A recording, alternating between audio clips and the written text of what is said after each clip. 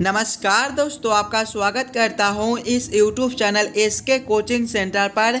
दोस्तों आज हम लोग रीजनिंग के एक और नए पार्ट को देखने वाले हैं। ये रीजनिंग का पार्ट नंबर आपका 143 होने वाला है। अगर आप लोग इससे पहले वाले पार्ट नहीं देखे होंगे तो ज़रूर जाकर देख लीजिएगा। इस पार्ट के अंदर आज हम लोग रीजनिंग के 13 अलग अलग प्रकार के इम्पोर्टेंट प्रश्न को देखने वाले हैं, जो कि आपको आने वाले आगामी सभी परीक्षाओं के लिए काफ़ी महत्वपूर्ण प्रश्न होने वाला है।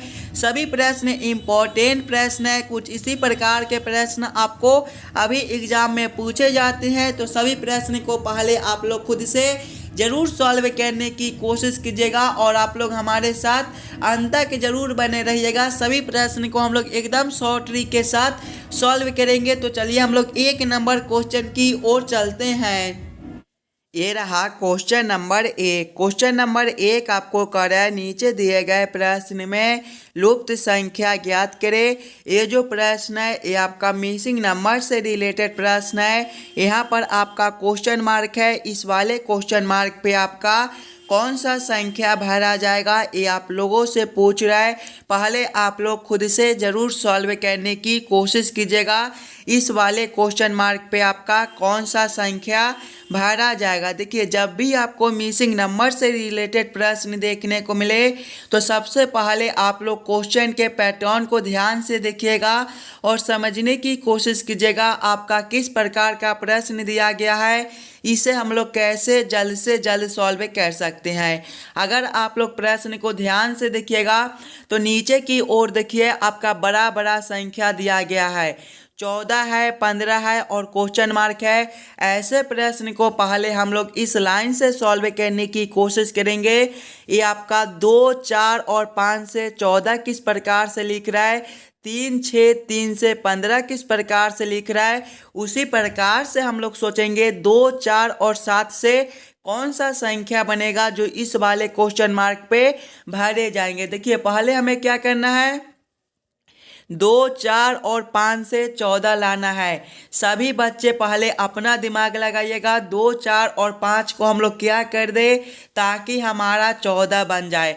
अगर हम लोग पहले पहला संख्या गुना करेंगे तीसरा संख्या, पहला संख्या आपका 2 है, गुना करेंगे तीसरा संख्या आपका 5 है, 2 गुना 5 आपका 10 होता है, प्लस करेंगे दूसरा संख्या आपका 4 है, 10 प्लस 4 आपका 14 होता है। देखिए 14 आपका नीचे दिया गया है। उसी प्रकार से आगे देखेंगे तो पहला संख्या आपका 3 है, तीसरा संख्या आपका 3 है, 3 गुना 3 आपका कितना हो जाएगा, 3 गुना 3 आपका 9 हो जाएगा। प्लस करेंगे दूसरा संख्या आपका 6 है, 9 प्लस 6 आपका 15 हो जाएगा। देखिए 15 आपका यहाँ पर दिया गया है। यानी कि इसी प्रकार से इस वाले प्रश्न को हम लोग सॉल्व कर सकते हैं। तो वही सेम हम लोग यहाँ पर करेंगे। सबसे पहले पहला संख्या गुना तीसरा संख्या करेंगे।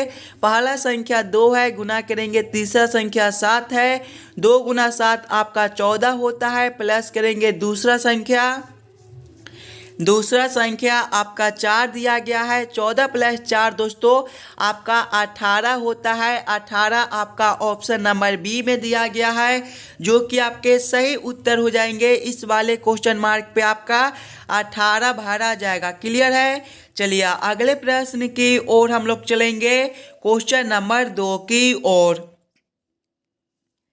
ये रहा क्वेश्चन नंबर 2। क्वेश्चन नंबर 2 आपको कह रहा है, नीचे दिए गए प्रश्न में संबंधित संख्या को चुनिए।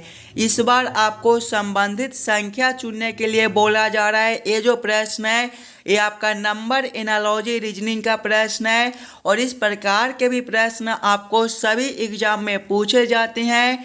तो पहले आप लोग खुद से ज़रूर सॉल्व करने की कोशिश कीजिएगा।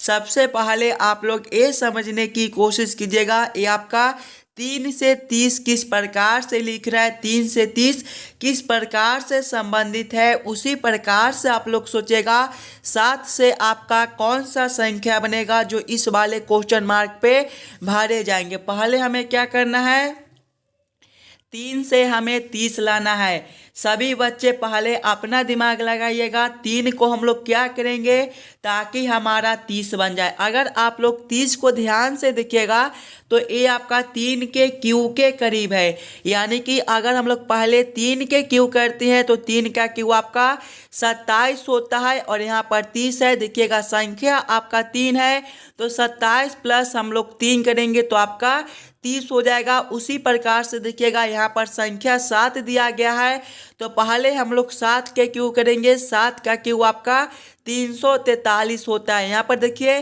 संख्या 3 था तो 3 के क्यू प्लस 3 किए हैं। उसी प्रकार से यहाँ पर संख्या आपका 7 है तो हम लोग 7 के क्यू प्लस 7 करेंगे। 343 प्लस 7 आपका 350 हो जाएगा। 350 आपका ऑप्शन नंबर डी में दिया गया है जो कि आपके सही उत्तर हो जाएंगे। इस वाले क्वेश्चन मार्क पे आपका 350 भरा जाएगा। इस पार्ट में आपको जितने भी प्रश्न कराए जाएंगे वो सारे प्रश्न आपको आने वाले आगामी सभी परीक्षाओं के लिए काफ़ी महत्वपूर्ण प्रश्न है। तो सभी प्रश्न को पहले आप लोग खुद से ज़रूर सॉल्व करने की कोशिश कीजिएगा। चलिए अगले प्रश्न की ओर हम लोग चलेंगे, क्वेश्चन नंबर 3 की ओर। ये रहा क्वेश्चन नंबर 3। क्वेश्चन नंबर 3 आपको कह रहा है नीचे दिए गए श्रृंखला को पूरा करें। इस बार आपको श्रृंखला सीरीज से रिलेटेड प्रश्न दिया गया है। एक श्रृंखला सीरीज दिया गया है और यहाँ पर क्वेश्चन मार्क है। इस वाले क्वेश्चन मार्क पे आपका कौन सा संख्या भरा जाएगा ये आप लोगों से पूछ रहा है। जब भी आपको इस प्रकार के श्रृंखला सीरीज से रिलेटेड प्रश्न देखने को मिले तो सबसे पहले आप लोग श्रृंखला को देखिएगा। देखिए पहले आपका 192 दिया गया है। 192 के आगे देखिएगा 186 दिया गया है। 186 के आगे आपका 180 दिया गया है। 180 के आगे आपका 174 है। 174 के आगे आपका क्वेश्चन मार्क है और क्वेश्चन मार्क के आगे आपका 162 दिया गया है। अगर आप लोग श्रृंखला को ध्यान से देखिएगा तो ये जो श्रृंखला है ये आपके नीचे की ओर घट रहा है। जब भी आपको इस प्रकार के श्रृंखला देखने को मिले तो सबसे पहले आप लोग अंतर को देखिएगा। 192 से आपका 186 किस प्रकार से लिख रहा है। अगर आप लोग ध्यान से देखिएगा, अगर हम लोग 192 माइनस करेंगे, 192 माइनस करेंगे हम लोग 6 तो आपका 186 हो जाएगा। उसी प्रकार से आगे देखिएगा तो 186 से आपका 180 लिखा हुआ है। यहाँ पर भी आपका -6 है। 180 से आपका 174 है। यहाँ पर भी आपका -6 है और आगे आपका क्वेश्चन मार्क है। ध्यान से देखिएगा -6 -6 -6 तो आगे भी हम लोग -6 करेंगे। 174 -6 आपका कितना होता है 168 होता है। यानी कि इस वाले क्वेश्चन मार्क पे आपका 168 भरा जाएगा। 168 से आगे देखिएगा तो 162 दिया गया है। यहाँ पर भी आपका -6 है। यानी कि इस वाले क्वेश्चन मार्क पे 162 भरा जाएगा। 162 आपका 168 भरा जाएगा। 168 आपका ऑप्शन नंबर बी में दिया गया है जो कि आपके सही उत्तर हो जाएंगे। चलिए अगले प्रश्न की ओर हम लोग चलेंगे, क्वेश्चन नंबर 4 की ओर। ये रहा क्वेश्चन नंबर 4। क्वेश्चन नंबर 4 आपको कह रहा है नीचे दिए गए अक्षर श्रृंखला को पूरा करें। इस बार आपको अक्षर श्रृंखला से रिलेटेड प्रश्न दिया गया है। एक अक्षर श्रृंखला दिया गया है और यहाँ पर क्वेश्चन मार्क है। इस वाले क्वेश्चन मार्क पे आपका कौन सा अक्षर भरा जाएगा ये आप लोगों से पूछ रहा है। सबसे पहले आप लोग अक्षर श्रृंखला को ध्यान से देखिएगा और समझने की कोशिश कीजिएगा आपका किस प्रकार का अक्षर श्रृंखला दिया गया है, इसे हम लोग कैसे जल्द से जल्द सॉल्व कर सकते हैं। अक्षर श्रृंखला को देखिएगा तो पहले आपका जेड दिया गया है। जेड के आगे आपका एक्स है। एक्स के आगे भी है। भी के आगे आपका टी है। टी के आगे आपका आर दिया गया है। आर के आगे आपका क्वेश्चन मार्क है और क्वेश्चन मार्क के आगे आपका एन है। ध्यान से देखिएगा अक्षर श्रृंखला को। तो जेड से आपका एक्स दिया गया है। जेड जो है ये आपके ABCD के क्रमानुसार देखेंगे तो 26वें नंबर पर होता है और एक्स आपका 24वें नंबर पर होता है। यहाँ पर आपका -2 है। उसी प्रकार से आगे देखिएगा तो एक्स से आपका भी दिया गया है। एक्स आपके 24वें नंबर पर होता है, भी आपके 22वें पर होता है। यहाँ पर भी आपका -2 है। आगे देखिएगा भी से आपका टी दिया गया है, भी आपके 22वें पर होता है, टी आपके 20वें पर होता है। यहाँ पर भी आपका -2 है। आगे देखिएगा तो टी से आपका आर दिया गया है, टी जो है ये आपके 20वें पर होता है, आर आपके 18वें पर। यहाँ पर भी आपका -2 है और आगे आपका क्वेश्चन मार्क है।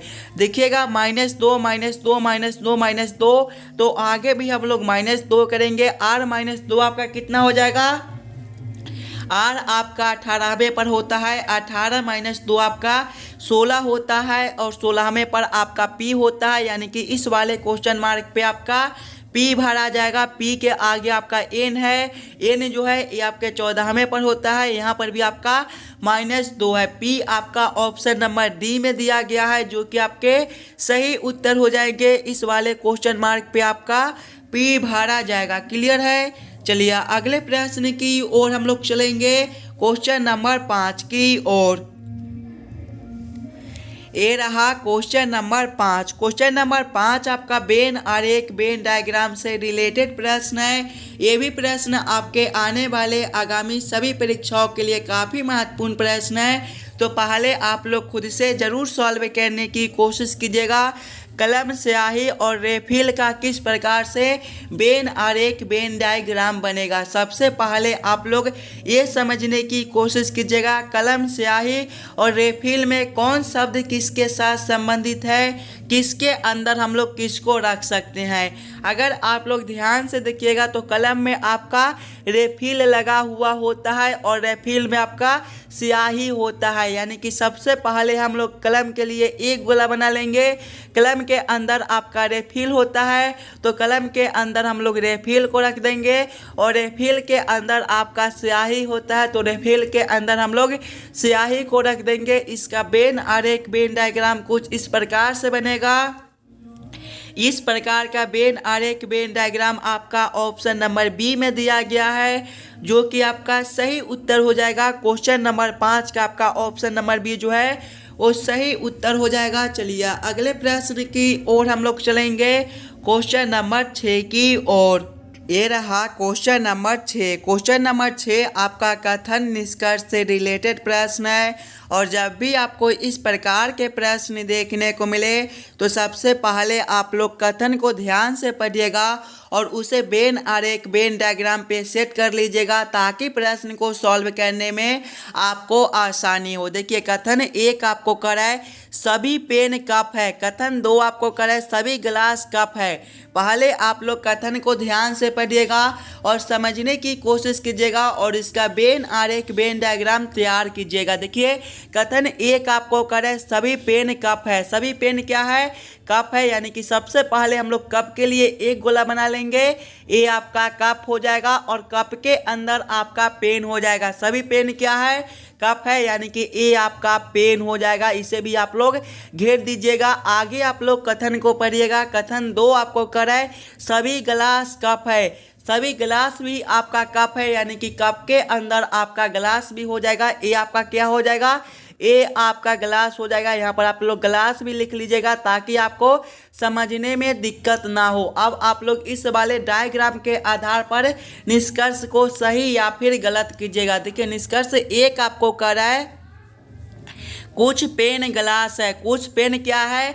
गिलास है। देखिएगा पेन और गिलास आपका अलग अलग है, कुछ पेन आपका गिलास नहीं हो सकता है। ये निष्कर्ष आपका गलत हो जाएगा। निष्कर्ष 2 को देखिएगा, निष्कर्ष 2 आपको करा है कुछ गिलास कप है। देखिए कप के अंदर आपका गिलास है, कुछ गिलास आपका कप हो सकता है। ये निष्कर्ष आपका सही बनता है।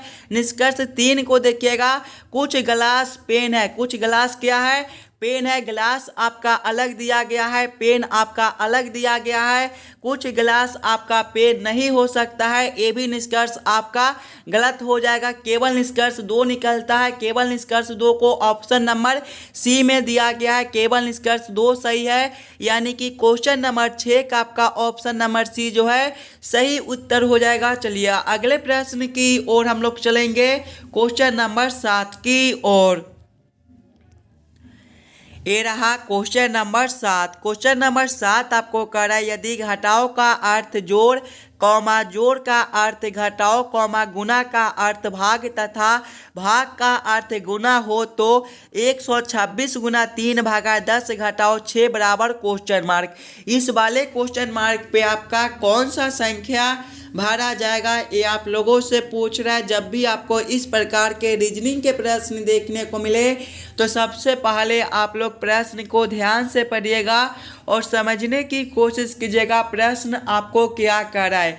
देखिए प्रश्न आपको कह रहा है कि घटाओ का अर्थ जोड़ है, यानी कि इस वाले समीकरण में जहाँ पर आपका घटाओ दिया गया है वहाँ पर हम लोग जोड़ को रखेंगे। जोड़ का अर्थ घटाव है, यानी कि जोड़ के जगह पे हम लोग घटाव को रखेंगे। गुना का अर्थ भाग है, यानी कि गुना के जगह पे हम लोग भाग को रखेंगे। और भाग का अर्थ गुना, यानी कि भाग के जगह पे गुना को रखकर इस वाले समीकरण को हम लोग हल कर लेंगे। पहले आपका 126 गुना 3 है, गुना का अर्थ आपका क्या दिया गया है, गुना का अर्थ देखिएगा तो गुना का अर्थ आपका भाग है, यानी कि यहाँ पर आपका भागा 3 हो जाएगा। उसके बाद आपका भाग है, भाग का अर्थ आपका गुना है, यहाँ पर गुना 10 हो जाएगा। उसके बाद आपका घटाव है, घटाव का अर्थ आपका जोड़ है, यहाँ पर आपका जोड़ 6 हो जाएगा। जब इस वाले समीकरण को हम लोग हल करेंगे तो पहले हम लोग भाग के काम करेंगे, उसके बाद हम लोग गुना के काम करेंगे और उसके बाद हम लोग जोड़ के काम करेंगे। पहले हम लोग भाग के काम करेंगे। देखिएगा 126 भागा 3 करेंगे तो ये आपका कितना हो जाएगा, 4 तिहाई 12 और 3 दूना 6, यानी कि 42 हो जाएगा। 42 गुना करेंगे 10, जोड़ करेंगे 6, 42 गुना 10 से आपका कितना हो जाएगा, 420, जोड़ करेंगे 6, 420 जोड़ 6 आपका 426 होता है। 426 आपका ऑप्शन नंबर डी में दिया गया है, जो कि आपके सही उत्तर हो जाएंगे। इस वाले क्वेश्चन मार्क पे आपका 426 भरा जाएगा। क्लियर है। चलिए अगले प्रश्न की ओर हम लोग चलेंगे, क्वेश्चन नंबर 8 की ओर। ये रहा क्वेश्चन नंबर 8। क्वेश्चन नंबर 8 आपको कह रहा है नीचे दिए गए निम्नलिखित शब्दों का सही क्रम बताएं। बिंदु, त्रिभुज, वर्ग, कोण और रेखा का किस प्रकार से सही क्रम बनेगा, ये आप लोगों से पूछ रहा है। ये भी प्रश्न आपके आने वाले आगामी सभी परीक्षाओं के लिए काफ़ी इम्पोर्टेंट प्रश्न है, तो पहले आप लोग खुद से ज़रूर सॉल्व करने की कोशिश कीजिएगा। सबसे पहले आप लोग सभी शब्दों को ध्यान से देखिएगा। देखिए इसमें सबसे पहले आपका जो है वो बिंदु हो जाएगा, यानी कि 1 नंबर, बिंदु के बाद आपका रेखा हो जाएगा, यानी कि 5 नंबर, रेखा के बाद आपका कोण हो जाएगा, यानी कि 4 नंबर, कोण के बाद आपका त्रिभुज हो जाएगा, यानी कि 2 नंबर, और त्रिभुज के बाद आपका वर्ग हो जाएगा, यानी कि 3 नंबर। कौन सा ऑप्शन में आपका 1 5 4 2 3 दिया गया है, 1 5 4 1 5 4 2 3 आपका ऑप्शन नंबर डी में दिया गया है, जो कि आपके सही उत्तर हो जाएंगे। चलिए अगले प्रश्न की ओर हम लोग चलेंगे, क्वेश्चन नंबर 9 की ओर। ये रहा क्वेश्चन नंबर 9। क्वेश्चन नंबर 9 आपको कह रहा है नीचे दिए गए प्रश्न में विषम शब्द को पहचान करें। इस बार आपको विषम शब्द चुनने के लिए बोला जा रहा है। जब भी आपको विषम शब्द चुनने के लिए बोले तो सबसे पहले आप लोग चारों ऑप्शन को ध्यान से देखिएगा और समझने की कोशिश कीजिएगा। ये चारों ऑप्शन में आपका सबसे अलग ऑप्शन कौन सा दिया गया है। अगर आप लोग ध्यान से देखिएगा तो ऑप्शन ए में पुस्तक है, ऑप्शन बी में कलम है, ऑप्शन सी में पेंसिल है और ऑप्शन डी में आपका मार्कर दिया गया है। देखिएगा कलम, पेंसिल और मार्कर जो है ये तीनों आपका लिखने का सामान है, जबकि पुस्तक आपका इससे अलग है। यानी कि क्वेश्चन नंबर 9 का आपका ऑप्शन नंबर ए जो है सही उत्तर हो जाएगा। चलिए अगले प्रश्न की ओर हम लोग चलेंगे, क्वेश्चन नंबर 10 की ओर। ये रहा क्वेश्चन नंबर 10। क्वेश्चन नंबर 10 आपको कर रहा है दिए गए प्रश्न आकृति का दर्पण छवि चुनिए। यहाँ पर आपका एक प्रश्न आकृति दिया गया है, कुछ इस प्रकार का आपका प्रश्न आकृति है और प्रश्न आप लोगों से पूछ रहा है इस वाले प्रश्न आकृति का किस प्रकार से दर्पण प्रतिबिंब बनेगा। देखिएगा दर्पण जो है ये आपके कुछ इस प्रकार से दिए गए हैं। दर्पण प्रतिबिंब में क्या होता है दोस्तों कि बाएं वाले आकृति जो है वो आपके उलटकर दाएं में चले जाते हैं और दाएं वाले आकृति जो है वो आपके उलटकर बाएं में चले आते हैं। यानी कि जब हम लोग इस वाले आकृति को इस प्रकार से उल्टेंगे तो आपका किस प्रकार का आकृति बनेगा। सबसे पहला जो आपका एक खंड है ये आपका कुछ इस प्रकार से हो जाएगा और ये लाइन जो आपके इस प्रकार से दिए गए हैं ये आपके अब कुछ इस प्रकार से हो जाएंगे और ये जो आपके कुछ इस प्रकार से दिए गए हैं ये अब कुछ इस प्रकार से हो जाएंगे रंगा हुआ। इस प्रकार का उत्तर आकृति आपका कौन सा ऑप्शन में है। इस प्रकार का उत्तर आकृति आपका ऑप्शन नंबर सी में दिया गया है, जो कि आपके सही उत्तर हो जाएंगे। इस वाले प्रश्न आकृति का आपका दर्पण प्रतिबिंब कुछ इस प्रकार से बनेगा। क्वेश्चन नंबर 10 का आपका ऑप्शन नंबर सी जो है सही उत्तर हो जाएगा। चलिए अगले प्रश्न की ओर हम लोग चलेंगे, क्वेश्चन नंबर 11 की ओर। ये रहा क्वेश्चन नंबर 11। क्वेश्चन नंबर 11 आपको कर रहा है नीचे दिए गए प्रश्न में संबंधित शब्द को चुनिए। इस बार आपको संबंधित शब्द चुनने के लिए बोला जा रहा है। देखिएगा यहाँ पर क्वेश्चन मार्क है, इस वाले क्वेश्चन मार्क पे कौन सा शब्द भरा जाएगा ये आप लोगों से पूछ रहा है। जब भी आपको इस प्रकार के रीजनिंग के प्रश्न देखने को मिले तो सबसे पहले आप लोग ये समझने की कोशिश कीजिएगा ये आपका कुत्ता से भौंकना किस प्रकार से लिख रहा है, कुत्ता से भौंकना किस प्रकार से संबंधित है। उसी प्रकार से आप लोग सोचिएगा चिड़िया से आपका कौन सा शब्द बनेगा जो इस वाले क्वेश्चन मार्क पे भरे जाएंगे। अगर आप लोग ध्यान से देखिएगा तो कुत्ता जो है वो भौंकता है, उसी प्रकार से चिड़िया जो है वो चोचू करता है। चोचू करना आपका ऑप्शन नंबर डी में दिया गया है, जो कि आपके सही उत्तर हो जाएंगे। जिस प्रकार से कुत्ता से भौंकना संबंधित है उसी प्रकार से आपका चिड़िया से चोचू करना संबंधित हो जाएगा। क्वेश्चन नंबर 11 का आपका ऑप्शन नंबर डी जो है वो सही उत्तर हो जाएगा। चलिए अगले प्रश्न की ओर हम लोग चलेंगे, क्वेश्चन नंबर 12 की ओर।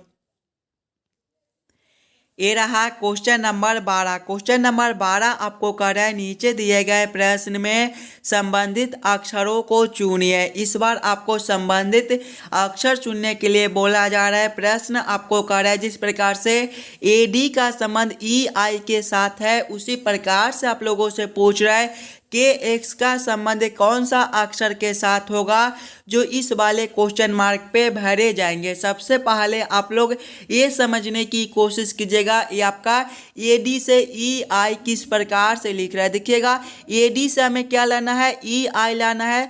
सभी बच्चे अपना दिमाग लगाइएगा, एडी को हम लोग क्या कर दे ताकि हमारा ई आई बन जाए। अगर आप लोग सिंगल अक्षर को देखिएगा तो ए से आपका ई दिया गया है, ए आपके पहले नंबर पर होता है और ई आपके 5वें पर, यहाँ पर आपका +4 है। आगे देखिएगा डी से आपका आई है, डी आपके 4थे पर होता है, आई आपके 9वें पर, यहाँ पर आपका +5 है। यानी कि पहले अक्षर में +4 और दूसरे में +5 कर दिया गया है।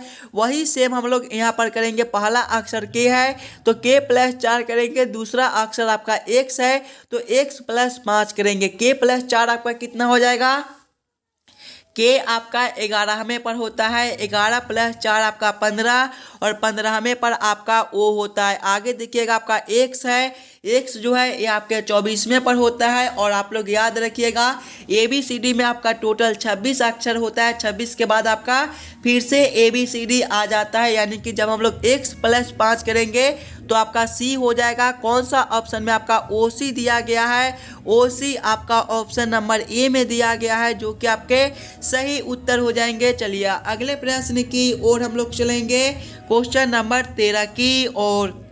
ये रहा क्वेश्चन नंबर 13। क्वेश्चन नंबर 13 आपको कह रहा है नीचे दिए गए प्रश्न आकृति कौन सा उत्तर आकृति में निर्मित है। यहाँ पर आपका एक प्रश्न आकृति दिया गया है, कुछ इस प्रकार का आपका प्रश्न आकृति है। प्रश्न आप लोगों से पूछ रहा है इस प्रकार के प्रश्न आकृति कौन सा उत्तर आकृति में दिया गया है। पहले आप लोग खुद से जरूर सॉल्व करने की कोशिश कीजिएगा। सबसे पहले आप लोग प्रश्न आकृति को ध्यान से देखिए आपका कुछ इस प्रकार का प्रश्न आकृति दिया गया है। इस प्रकार के प्रश्न आकृति आपका कौन सा उत्तर आकृति में दिया गया है। अगर आप लोग ध्यान से देखिएगा ऑप्शन नंबर डी में, तो आपका कुछ इस प्रकार का जो है वो प्रश्न आकृति दिया गया है। यानी कि क्वेश्चन नंबर 13 का आपका ऑप्शन नंबर डी जो है वो सही उत्तर